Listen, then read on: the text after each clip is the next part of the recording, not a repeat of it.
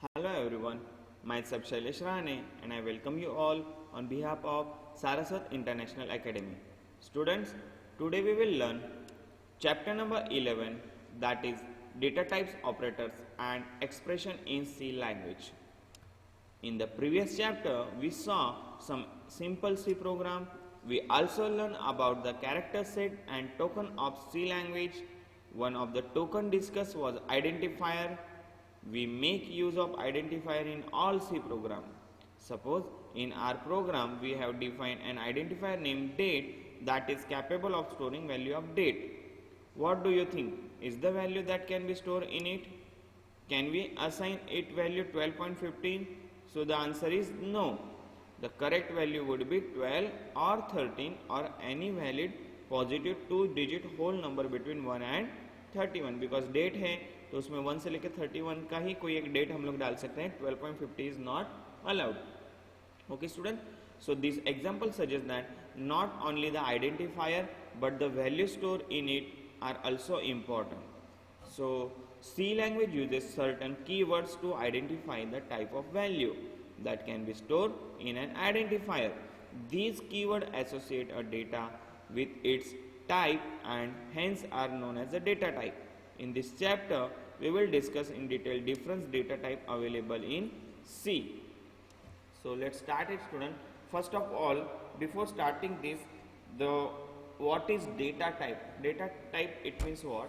The type of value that can be assigned to an import identifier is known as its data type. यानी student जब भी हम लोग कोई भी वैल्यू उस आइडेंटिफायर को असाइन करते हैं, जैसे कि a इक्वल टू 5, पर a इक्वल टू 5 ये कौन सी वैल्यू है? तो इंटीजर वैल्यू है, तो हम लोग उसके आगे लिखते हैं इंट. तो इंट a इक्वल टू 5, इसको हम लोग बोलेंगे द टाइप ऑफ वैल्यू. ये कौन सी वैल्यू? तो इंटीजर वैल्यू, उसको हम लोग बोलते हैं डेटा टाइप. उसको आइडेंटिफाई करने के लिए हमें डेटा टाइप चाहिए होता है. तो if an identifier that has been assign a value 12, then we would say that data type of date is integer. Similarly, if an identifier amount has value 99.50, then we would say that data type of amount is real. Right student? यानी अगर 99.50 है तो हम लोग वहाँ पे integer value नहीं बोल सकते, उसको डेसिमल वैल्यू बोलना होगा. तो उसके लिए हम लोग को जो डेटा टाइप है वो कौन सा यूज कर सकते हैं यहाँ पे? तो फ्लोट या double. C language uses set of keywords to relate a data with its value. These keywords identify two things: the type of value that can be stored in an identifier and the memory space required by an identifier. Each data type is allocated a fixed memory space in C. It is denoted by bytes. One byte is combination of 8 bit. Student इसका मैं आपको एक table भी समझा देता हूँ, यानी आपको फिर से कंफ्यूजन नहीं होगा. सी here, और ये आपके नोटबुक में नोट डाउन करने तक कर लेना because it's a very important. In 9th standard also we learn this thing, but again 1 bytes equal to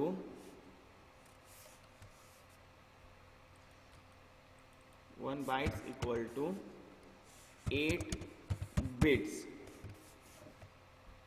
Sorry, 8 bits. Right. After that, 1 kilobyte equal to 1024 bytes. 1 MB equal to 1024 KBs. 1 GB equal to 1024 MBs. And 1 TB is equal to 1024 GB. Okay student, तो ये आपको 9th standard में पढ़ाया गया था. एक बार फिर से आप ये चीज़ याद कर लो बिकॉज ये अभी हमें आगे यूज होने वाला है. तो let's start it. After that, basic data type of C. C language support basic data type called integer, decimal and character. This data type are represented using keyword. Student, अभी हम लोग को ये क्वेश्चन आता है कि एमसीक्यू में C program के अंदर कौन से कीवर्ड यूज होते हैं. तो उसका keywords are integer, float and character respectively. We also have one more primitive data type known as void. An identifier is associated with its data type by using the syntax data type identifier, that is 1, identifier 2, identifier 3. The contents written in square bracket for the given syntax are optional. So let us now have a look of each of these basic data type one by one. So first of all, what is integer, student? In the previous topic we mentioned that identifier date can be assigned a value 12. Here 12 is an integer value. An integer is a positive or negative whole number with no fractional part. यानी आप चाहे negative number लिखो student या positive number लिखो, उसको हम लोग integer value बोल सकते हैं, बट उसमें फ्रैक्शनल पार्ट नहीं होगा. जैसे कि उन्होंने एग्जांपल दिया है कि -99 is acceptable, 12 acceptable, -10 acceptable, 900 acceptable, 30,000 also acceptable. So to declare a variable of integer type we use this syntax. जैसे कि इंटीजर a1, इंटीजर a2, ऐसे हम लोग कोई भी चीज डिक्लेयर कर सकते हैं. तो इसका एक एग्जांपल भी दिया है यहाँ पे. Such a statement in C is called declaration statement. Some example of declaration statement are integer roll number, integer date, comma month, comma year. So the first statement declare an identifier with a name roll number capable of storing an integer value. The second statement declare 3 identifiers date, month and year, each capable of storing integer value, right? So in ANSI C data type, it uses 4 bytes of memory space. It has range of -2147483648 +214748364111. Student ये number है कि याद रखना, ये NCC में जो range बोलते हैं वो ये रेंज तक के हम लोग इसमें वर्क कर सकते हैं. ये नंबर को याद रखना है, एमसीक्यू में पूछा जाता है. All the variable defined till now are sign, that is they are capable of storing both positive as well as negative value. यानी ये नंबर तक हम लोग इसको एक्सेप्ट कर सकते हैं. In many situation we may not require a negative value at all, but बहुत बार ऐसी बहुत सी सिचुएशन है कि जिसमें हम लोग नेगेटिव वैल्यू तो एक्सेप्ट नहीं करते. So none of the variable declare by us can have negative value. It is possible to allocate only positive value in C language. For this purpose, we use keyword unsigned. The example now can be modified to unsigned integer roll number, unsigned integer date, month, year. So these statements indicate that roll number, date, month and year are identifier of type integer and are capable of storing only positive value. यानी unsigned लिखने के बाद ये student negative value accept करेगा ही नहीं, ये सिर्फ positive value accept करेगा. बट हम लोग इंटीजर लिख के देखो यहाँ पे बताया भी गया है, इंटीजर है तो नेगेटिव पॉजिटिव दोनों एक्सेप्ट करते हैं. बट अनसाइन लिखने के बाद ये 0 से लेके 429496729 तक वैल्यू एक्सेप्ट कर सकता है, but only positive value. So in table 11.1 the value of range depend on the number of bytes use.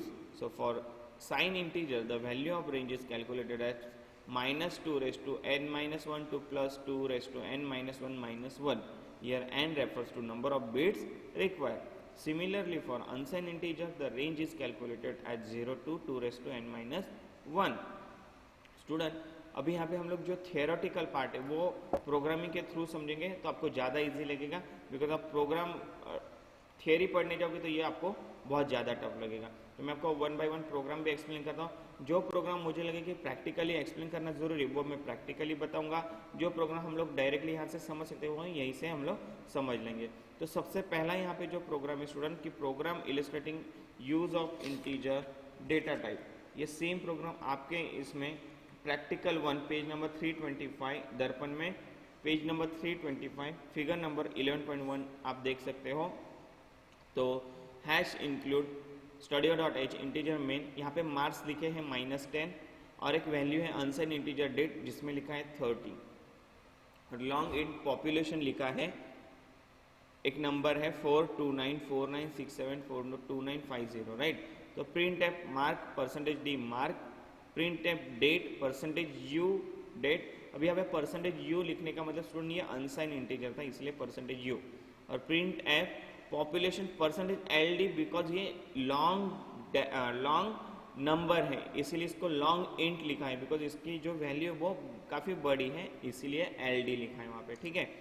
तो let us now see that what each of line in figure 11.1 mean. इन्होंने फिर से वही चीज़ explain की है।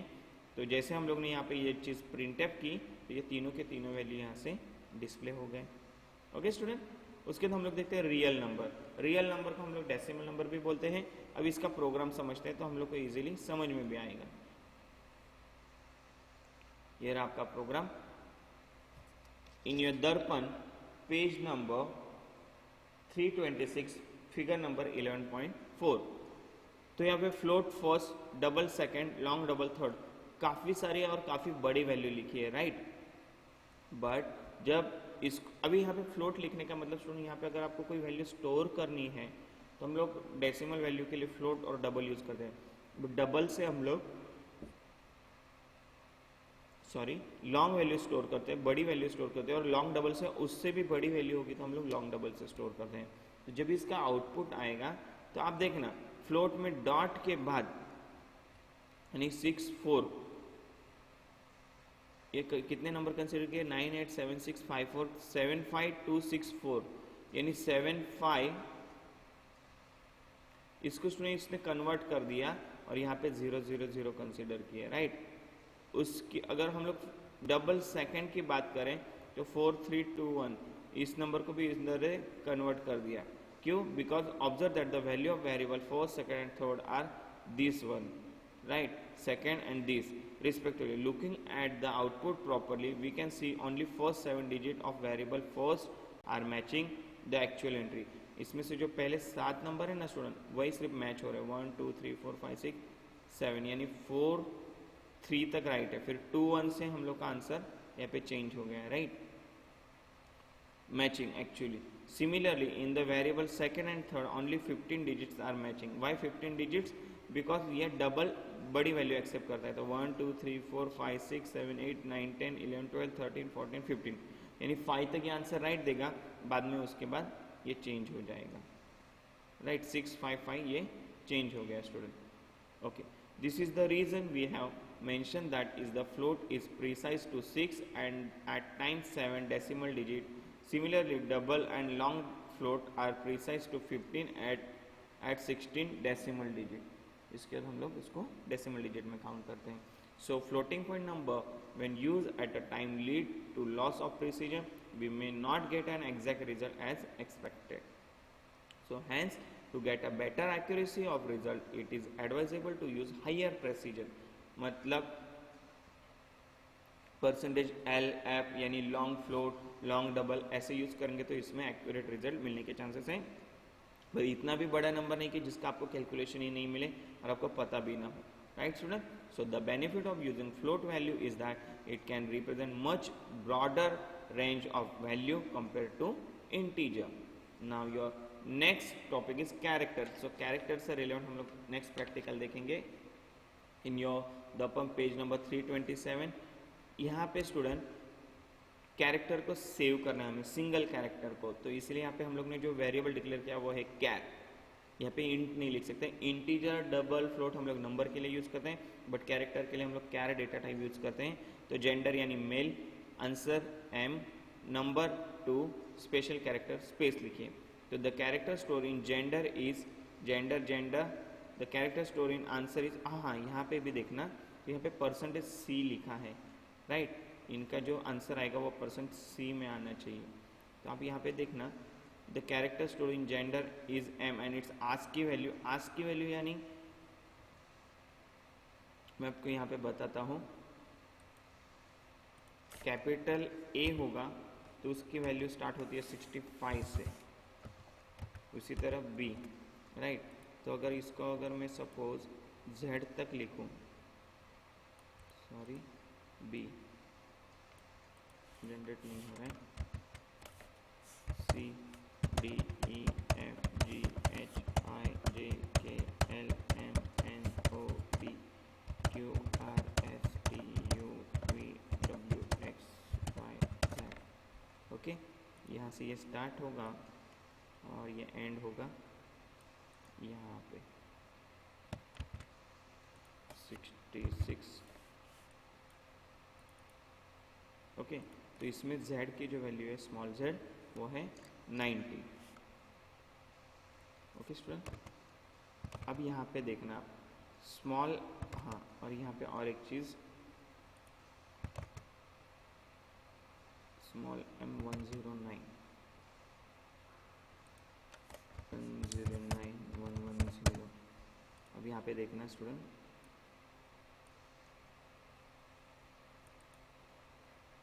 ये 93 से start होती है, 97 से, sorry, let's check, right correct.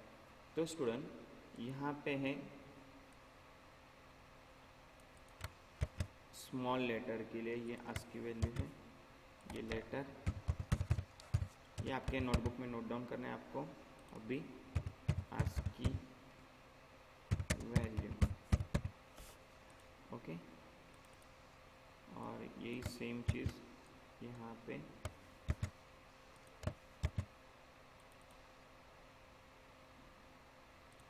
अब यहाँ पे ये देख समझना है हमें एक चीज़, ये जो लेटर है ये हमारे स्मॉल लेटर है, ओके। इसको हम लोग कन्वर्ट करते हैं टू लोअर,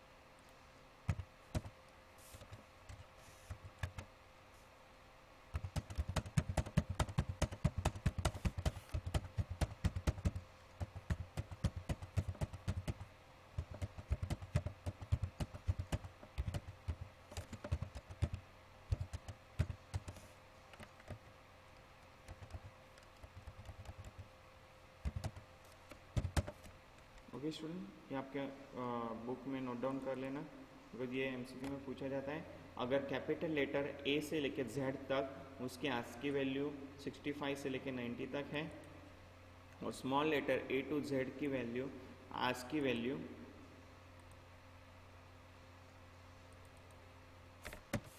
97 से लेके, जस्ट अ मिनट,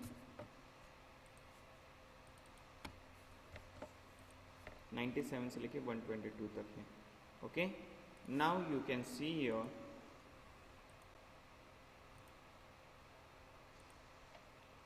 सबसे पहले स्मॉल m है तो उसकी ASCII वैल्यू है 109, कैपिटल M है तो उसकी ASCII वैल्यू है 77, नंबर 2 है तो 2 के लिए ASCII वैल्यू है 50, ये यहाँ पे स्टोर नहीं है, और स्पेशल कैरेक्टर होगा तो उसकी ASCII वैल्यू होती है 32। ये आपका स्टूडेंट याद रखनी है 32, बिकॉज स्पेस के लिए ये चेंज नहीं होती कभी, ये फिक्स रहती है, और ये बाकी नंबर के लिए भी ASCII वैल्यू कभी चेंज नहीं होती। So note the difference in ASCII values of small m and capital M, right, हम लोग ने देख लिया। We can see that it is also possible to use a number of character form, to use numeric value 2 as a character we have to write it is 2. So also observe that though the character assigned to special character is not visible on the screen, we still do see its ASCII value. तो अगर हम लोग कोई special character को देख नहीं सके तो उसकी ASCII वैल्यू को तो देख सकते हैं, राइट। अभी उसके बाद empty data set, C provide a special data type identified by keyword void. This type of data has no value. जिसमें वैल्यू नहीं रहती उसको हम लोग बोलते हैं empty data set. So hence we denoted it to be empty. It is a mainly as a written type of function. As mentioned in previous character, C program consists of function. Function in C may return a value. If we don't want the function to return a value, then we can prefix it with void. Student इसका मैं programme के through आपको समझाता हूँ तो आपको ये theory part easily समझ में भी आएगा, ओके। अभी आप सबसे पहले यहाँ पे जो ऑपरेटर दिए हैं तो ये ऑपरेटर के टाइप पहले याद रखना, फिर प्रोग्राम भी देखेंगे। Arithmetic operator, assignment operator, relational operator, increment and decrement operator, conditional operator, logical operator, bitwise operator and special operator. अभी इसमें से सबसे पहले एरिथमेटिक ऑपरेटर में कौन कौन से ऑपरेटर आते हैं, तो plus, minus, multiply, divide, modulus. उसके बाद उसका प्रोग्राम भी इधर दिया है इन लोगों ने। अगर अरिथमेटिक ऑपरेटर हम लोग यूज़ करें तो प्रोग्राम कैसे बना सकते हैं, तो इसमें प्लस माइनस डिवाइड मल्टीप्लाई कर सकते हैं, जो अरिथमेटिक ऑपरेटर का यूज़ करके बनता है। राइट स्टूडेंट, देखो यहाँ पे क्या किया है, तो मेन मेथड के अंदर एक होल नंबर नाम का एक इंटीजर लिया और होल नंबर और टोटल कॉस्ट में 650, क्वांटिटी में 24 एंड पोस्ट आइटम, ये ऐसे टोटल कितने वेरिएबल डिक्लेयर किए 1 2 3 4 और cost item is equal to, यहाँ पे ये लोग स्टूडेंट इंटीजर लिखना भूल गए हैं, आपको इंटीजर लिखना है। तो cost item is equal to total cost divide by quantity, तो 650 डिवाइड बाई 24, तो जो आंसर आएगा वो कॉस्ट आइटम में आएगा आपका। ओके, उसके बाद नेक्स्ट है रियल अरिथमेटिक। रियल अरिथमेटिक में इसमें आंसर जो आएगा आपका उसमें डॉट पॉइंट भी आएंगे, बिकॉज यहाँ पे हम लोग ने इंटीजर लिया था इसलिए इसका आंसर 27 आया इंटीजर होने की वजह से। बट अगर हम लोग फ्लोट लेते हैं, ये सेम चीज़ अगर आपके बुक में देखना है तो page number, just a minute I will tell you the page number 337 student, और उसमें आपको देखना है प्रैक्टिकल नंबर 5। राइट, तो 650 को 24 से डिवाइड किया तो रियल वैल्यू आने के लिए स्टूडेंट आपको फ्लोट लिखना यहाँ पे ज़रूरी है। टाइप डेफ फ्लोट लिखा ना यहाँ पे इसके लिए। ओके, जरूरी नहीं कि आप इसको इसी तरीके से डिक्लेयर करो, आप डायरेक्ट यहाँ पे भी फ्लोट लिखोगे तो भी ये वर्क करेगा। उसके बाद नेक्स्ट आता है mix mode arithmetic. Mix mode arithmetic यानी in this mode arithmetic we are able to use integer as well as float, यानी इंटीजर वैल्यू भी यहाँ पे वर्क होगी और डेसिमल वैल्यू भी वर्क होगी, इसको बोलते हैं mix mode arithmetic. Okay, next is our assignment operator. Assignment operator में कौन कौन से ऑपरेटर आते हैं, तो equal to, not equal to, greater than, less than, greater than equal to और less than equal to.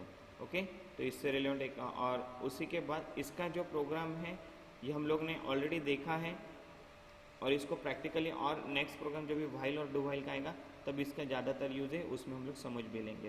Right, उसके बाद जो नेक्स्ट टॉपिक है स्टूडेंट वो है increment decrement operator. Increment decrement operator यानी क्या, तो वैल्यू प्लस प्लस से एक से बढ़ती है, माइनस माइनस से एक से कम होती है। बट इंक्रीमेंट डिक्रीमेंट में दो टाइप आते हैं, post increment, pre increment, post decrement, pre decrement. Right, इसका ये ऑपरेटर याद रखना, इसको मैं प्रैक्टिकली भी आपको समझाऊंगा, प्लस प्लस और माइनस माइनस साथ में लिखते हैं। राइट, अगर मान लो कि यहाँ पे फर्स्ट वैल्यू है 15, सेकंड है 20, तो अगर मैं लिखता हूँ result first plus second plus plus, यानी फर्स्ट की वैल्यू है 15 प्लस सेकंड की वैल्यू 20, तो first plus 20 second plus plus लिखने की वजह से उसकी वैल्यू हो जाएगी 21, तो 15 प्लस 21, तो उसका आंसर आएगा आपका 36। ओके, बट यहाँ पे अभी एक समझने जैसी चीज़ यही है स्टूडेंट, अगर मान लो कि ये सेकंड प्लस प्लस आप लिखते हो तो ये कंपाइलर में इसकी वैल्यू 21 तो हो जाएगी, बट रन करोगे तो इसका आंसर आएगा आपका 35, 36 नहीं आएगा। बट वही चीज़ अगर आप प्लस प्लस को पहले लिखते हो तो एक पहले इंक्रीमेंट होता है फिर ओरिजिनल वैल्यू में दे, तो इसका आंसर आपका 36 आएगा। यही इन्होंने यहाँ पे समझाया है। देखो here the value of result will be 35 and not 36, जबकि प्लस प्लस से एक से वैल्यू बढ़ती है, तो 21 प्लस 15 करेंगे तो 36 आना चाहिए, बट कंपाइल टाइम में ये इसको 35 कंसिडर करता है। चलो ये प्रोग्राम आपको मैं प्रैक्टिकली समझाता हूँ। ओके, हमें क्या करना है, तो यहाँ पे मैं 3 वैल्यू डिक्लेयर करता हूँ, integer, first, comma second, comma result. Okay student, अब यहाँ पे मैं लिखता हूँ result equal to first plus second plus plus, है ना। अभी इसका आंसर क्या आएगा, तो print f the result is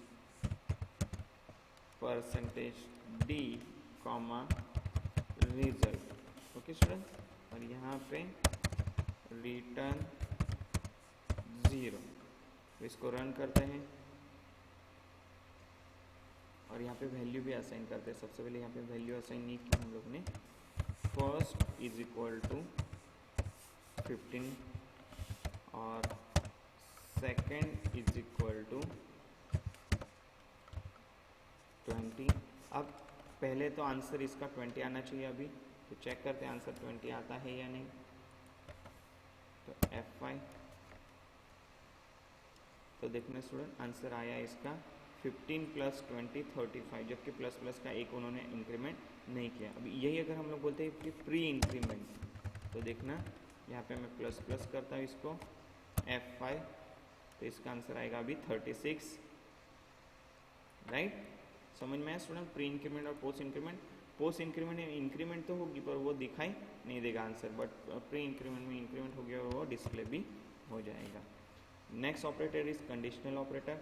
conditional operator में क्या होता है, कंडीशन चेक होती है और कंडीशन चेक होने के बाद या तो उसका रिजल्ट ट्रू आएगा या तो फॉल्स आएगा। यानी देखो फर्स्ट की वैल्यू है 100, सेकंड की है 50, हमें मिनिमम नंबर फाइंड आउट करना है, तो minimum equal to first less than equal to second. अभी 100 less than equal to second, ये ट्रू होगा या फॉल्स होगा स्टूडेंट? तो ये फॉल्स होगा। तो हमेशा फॉल्स की वैल्यू सेकंड टाइम लिखते हैं, फर्स्ट ट्रू की वैल्यू फर्स्ट टाइम, तो यहाँ पे सेकंड डिस्प्ले होगा, तो यहाँ पे मिनिमम नंबर आपको मिल जाएगा। चलिए ये एक प्रोग्राम प्रैक्टिकली देख लेते हैं।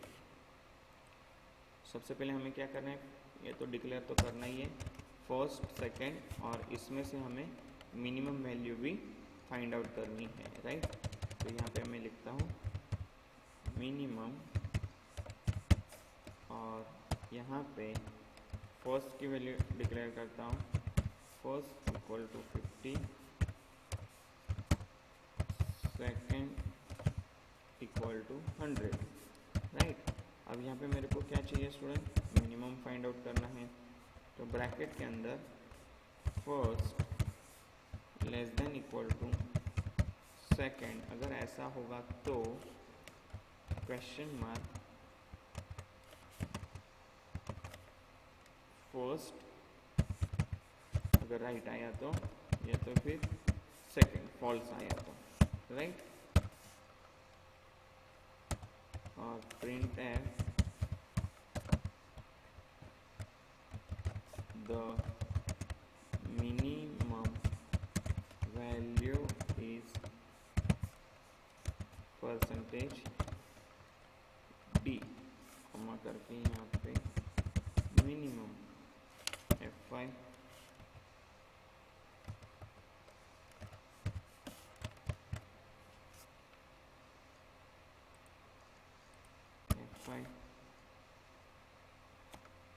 क्या बोल रहे, फर्स्ट को declare FIRST, okay, spelling mistake FIRST, run करते इसको, तो मिनिमम आंसर आएगा आपका 50। समझ में आया स्टूडेंट कंडीशनल ऑपरेटर। अगर मान लो कि इसके बदले में यहाँ पे 500 करता हूँ, अब देखते हैं आंसर क्या आता है, तो मिनिमम वैल्यू इज 100। समझ में आया स्टूडेंट। चलो आगे बढ़ते हैं। Your next operator is logical operator. Logical operator में क्या होता है, तो लॉजिकल एंड, लॉजिकल और लॉजिकल नॉट, ये किस तरीके से लिखते हैं ये देख लेना यहाँ पे। अब इससे रिलेटेड प्रोग्राम भी हम लोग करेंगे। तो हम लोग का जो नेक्स्ट प्रोग्राम है वो है आपके दर्पण के अंदर page number, just a minute,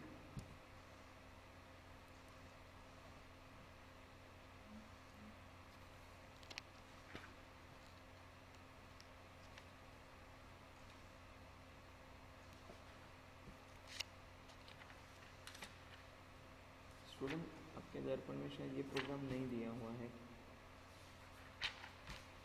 कोई बात नहीं, आप यहाँ से देख लेना। तो यहाँ पे हम लोग को क्या करना है, तो परसेंटेज डी है 55, अगर ये परसेंटेज 55 है, अगर 0 से ज़्यादा है और 100 से कम है तो ये लूप के अंदर आना है, अगर वो 70 से ज़्यादा है तो ए ग्रेड अचीव होगा, अगर वो 60 से ज़्यादा है 70 से कम है तो बी ग्रेड अचीव होगा, अगर वो 35 से ज़्यादा 60 से कम है तो सी ग्रेड अचीव होगा, और अगर वो 35 से कम है तो वो एफ ग्रेड अचीव होगा, राइट। तो सिंपल इन्होंने ये समझाया है यूजिंग लॉजिकल ऑपरेटर, यहाँ पे लॉजिकल एंड यूज़ किया है, राइट। तो दोनों कंडीशन में वो सेटिस्फाई होने चाहिए, 35 से ज़्यादा हुए, 60 से कम हुए तो 55 यहाँ पे सेटिस्फाई हो रहा है, तो आपका यहाँ सी ग्रेड अचीव हो जाएगा, राइट स्टूडेंट। तो देखना output you have secure C grade, right. Now next operator is bitwise operator. अब बीट वाइज ऑपरेटर में कौन से होते हैं, तो and, bitwise or, bitwise not, bitwise exclusive or, bitwise left shift by number bit specified and right shift by number bit specified. उसके बाद special operator, special operator में होता है फर्स्ट, सेकंड और result. इसमें special operator में हम लोग ने कौन कौन से यूज़ किया, तो साइज ऑफ ऑपरेटर, कोई भी डेटा टाइप की अगर हमें साइज चेक करनी है तो हम लोग उसमें स्पेशल ऑपरेटर का यूज़ करते हैं। जैसे कि मान लो कि ये रिजल्ट तो स्टोर हुआ और इसकी साइज़ क्या है, तो साइज़ डिस्प्ले करने के लिए हम लोग स्पेशल ऑपरेटर का यूज़ करते हैं। तो साइज ऑफ ऑपरेटर को हम लोग स्पेशल ऑपरेटर बोलते हैं, राइट। उसके बाद है प्रायोरिटी, ये ज़रूरी नहीं है अभी, टाइप कन्वर्जन भी ज़रूरी नहीं, ये प्रोग्राम के थ्रू हम लोग समझ लेंगे। So here your next topic is storage class. देख लेते हैं एक बार कितना है, ओके देख ही लेते हैं इसमें। Storage class means what student, the variable use in C program are generally store in primary memory of the component. It is also possible to store some variable in register. C language provide as 4 storage classes, namely automatic, external, register and static. C programming के अंदर student जो storage class use होते हैं वो 4 type के storage class है, ये नाम याद रखना, automatic, external, register and static. The storage classes allows user to specify the location where he or she wants to share the variable. So let us now discuss then only one by one. So उसमें automatic में क्या है, तो all the variable by default storage class are automatic. To explicitly define the variable as automatic, we use the keyword auto. The following syntax allow us to define automatic storage class for a variable. यानी auto integer a लिखा तो उसमें automatic value store होते रहेगी। वही अगर external variable की अगर बात करें, जैसे कि यहाँ पे एग्जांपल भी देख लेते हैं, the definition auto int number indicate that the variable number is of the type integer and storage class is automatic. So such a variable are created automatically when the function is called. जैसे function को call करेंगे वो variable automatic call होगा। And destroy when the function is return, जैसे function return हो जाएगा उसको destroy भी कर देगा and control back to the calling function. So this variable are by default are assign a garbage value, यानी ये गार्बेज वैल्यू को कलेक्ट करेगा बिकॉज उसमें कोई वैल्यू असाइन की ही नहीं है इसीलिए। अब नेक्स्ट टॉपिक है हमारा external value. At a times the programmer need to share a variable between 2 function और program. We can use storage class external to share variable between 2 different function or program. It is necessary though that the variable must be defined as a global variable in at least one program. The following syntax allow us to define external storage class for a variable. So external लिख के हम लोग कोई भी data type को use कर सकते हैं। अभी स्टूडेंट ये जो प्रोग्राम से इसलिए प्रोग्राम हमें फिलहाल नहीं करने हैं, ये एडवांस लेवल में, इसलिए हमें इसका कंसेप्ट समझना है। ऑटोमेटिक में ये ऑटोमेटिक वैल्यू स्टोर करेगा, एक्सटर्नल में ये एक्सटर्नल वैल्यू स्टोर करेगा, रजिस्टर वेरिएबल में क्या होगा, तो the to have fast access to variable. अगर हम लोग को कोई भी वेरिएबल का फास्ट एक्सेस चाहिए तो हम लोग रजिस्टर वेरिएबल का यूज करेंगे। We can store the variable in the CPU register.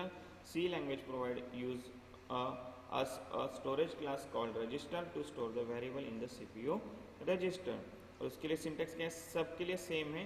जैसे एक्सटर्नल होगा तो एक्सटर्नल, रजिस्टर है तो रजिस्टर डेटा टाइप आइडेंटिफायर, और स्टैटिक वेरिएबल यानी कांस्टेंट वैल्यू जिसको बोलते हैं जो चेंज नहीं होती, उसके लिए हम स्टैटिक वेरिएबल का यूज करते हैं। The static storage class when use along with variable makes the variable value permanent, यानी वो चेंज नहीं होगी within a specific region. और static storage class variable is store permanently in the primary memory and by default is assign value 0. The following syntax allow us to define a static storage class for a variable. So static लिख के आपको data type का नाम लिखना है और identifier का नाम लिखना है। So for example, the definition static int max indicates that the variable max is of type of integer and its storage class is static. So student, अभी इसमें जो थेरोटिकल कुछ पॉइंट्स है जैसे कि कीवर्ड्स क्या है या वेरिएबल्स क्या है या कौन से ऑपरेटर कैसे यूज करने, तो इसके रिलेवेंट हम लोग प्रोग्राम करेंगे जो आगे के नेक्स्ट चैप्टर में आपको है दिए गए हैं, राइट। तो अगर आपको कोई टॉपिक थेरोटिकली यहाँ पे मे भी समझ में नहीं आए, so don't worry about that. In the next chapter by programmatically once you understand the program it will be clear. So thank you students. Still, if you have any doubt, you can ask me on my WhatsApp number. Have a good day. In next session we will start chapter number 12, that is using input output operation.